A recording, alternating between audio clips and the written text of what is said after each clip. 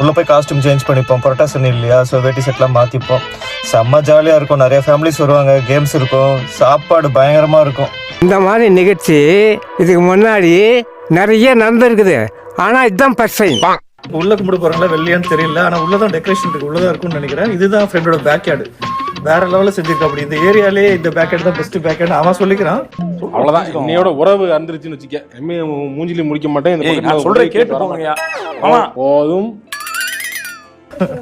Check பண்ணி பார்க்கணும். நல்லா தான் இருக்குது. இப்போ இந்த வீட்டோட தலைவர் யூகேக்கு கேக் கட்டிங் இருக்குது. அவருக்கே தெரியாது. சர்ப்ரைஸ் வாங்க போகலாம்.